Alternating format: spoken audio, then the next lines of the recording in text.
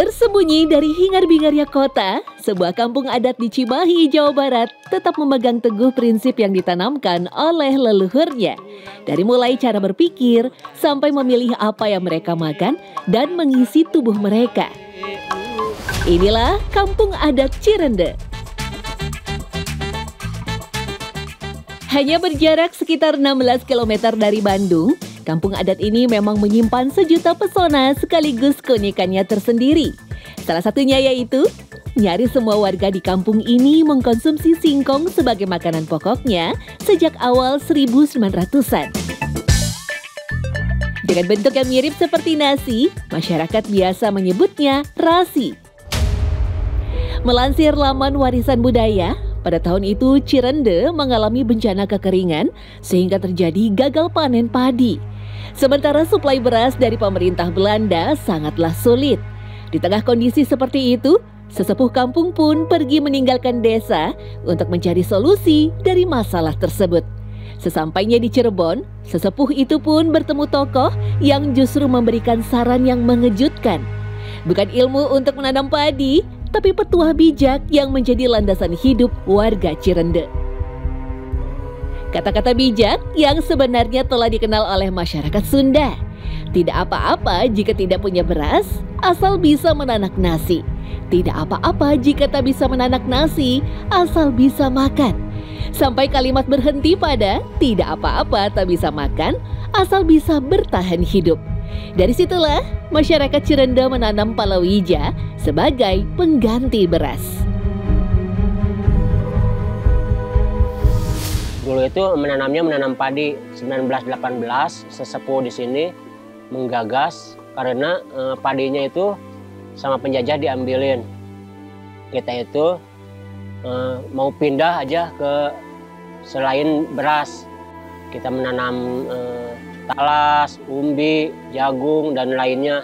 Baru 1924 diketemukan cara mengolah singkong.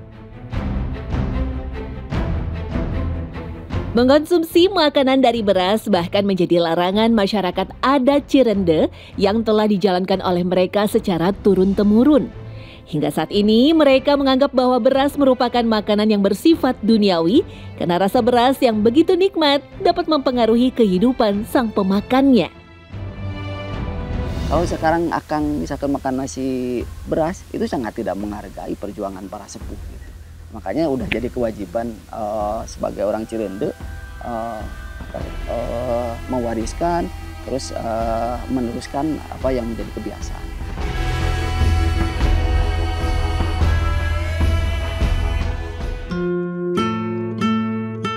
Selama ini belum pernah ada warga yang melanggar tradisi makan selain rasi.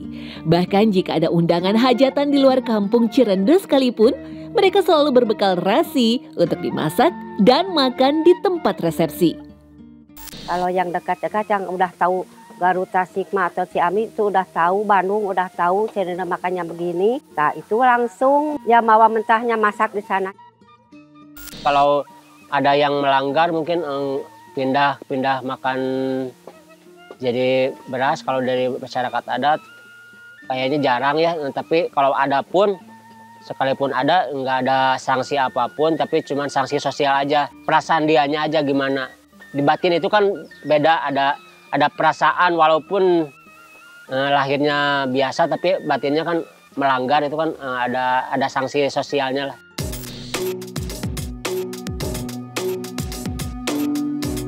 Untuk membuat terasi, tak butuh proses yang rumit sama sekali. Singkong yang telah bersih diparut, lalu diperas untuk kemudian dijemur. Hasilnya pun bisa menjadi dua komoditas. Ampas olahan sagu menjadi rasi, sementara aci didapat dari perasan singkong tersebut.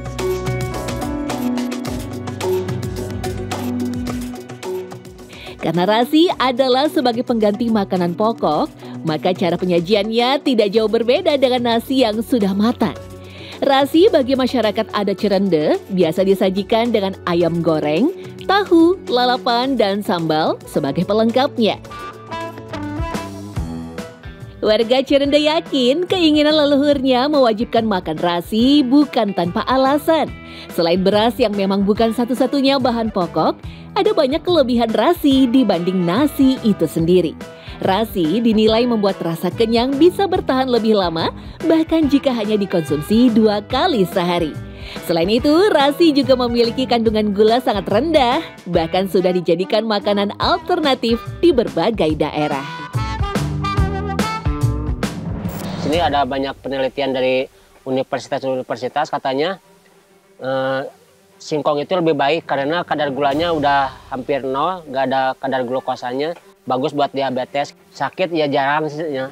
Kalau sakit pun nggak pernah sampai parah banget.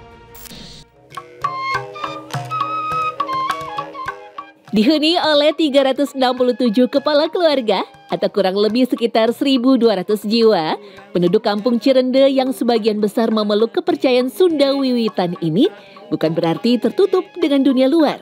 Sejumlah teknologi telah akrab di kehidupan masyarakat sehari-hari. Tak hanya itu saja, mereka juga terbuka terhadap ide dari luar asal berguna untuk kemajuan kampungnya. Terbukti, masyarakat Cirende juga memanfaatkan singkong untuk diolah menjadi berbagai cemilan seperti egg roll, simping, bahkan dendeng kulit singkong yang dikemas dan dijual sebagai buah tangan. Ada pengabdian masyarakat dari Unpad, itu sebelum tahun 2010.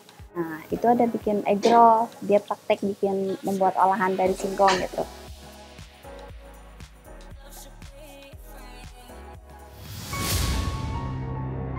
Meski begitu, warga kampung Cirende tetap memegang teguh wasiat para leluhur tentang hutan larangan yang mengelilingi wilayah kampung ini. Tercatat ada 3 kawasan hutan lindung dengan aturan dan fungsi yang berbeda pula. Di Leuweung Larangan atau hutan terlarang, warga dilarang menebang pohonnya karena hutan ini difungsikan sebagai penyimpan air warga Cirende. Yang kedua, Leuweung Tutupan atau hutan yang dipergunakan untuk reboisasi atau penghijauan. Dan terakhir, Leuweung Baladahan atau hutan pertanian. Hutan inilah yang khusus digunakan untuk berkebun, salah satunya menanam singkong. Jadi sistem pertanian di Baladahan itu, karena singkong ini baru bisa dipanen itu 1 tahun sekali. Nah, kami misalkan Akang nih punya lahan misalkan 1 hektar, itu nggak ditanam dalam satu waktu, dalam satu tempat. Tapi 1 hektar ini dipetak-petak.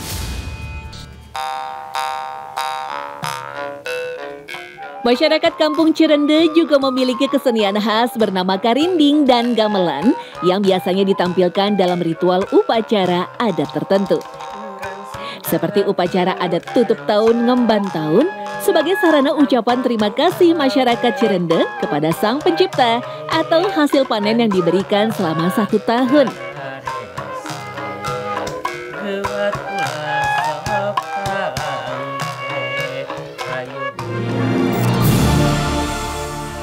Meski sempat diterpa cobaan berupa bencana longsor gunung sampah 18 tahun silam, warga kampung ini tetap mampu bertahan dan bangkit berdiri menjejak zaman. Seperti prinsip yang mereka pegang teguh, ngindung ka waktu, mi bapa ka jaman. Nah, artinya sebagai warga kampung adat memiliki cara, ciri dan keyakinan masing-masing, namun tidak melawan akan perubahan zaman, tetapi tetap mengikutinya.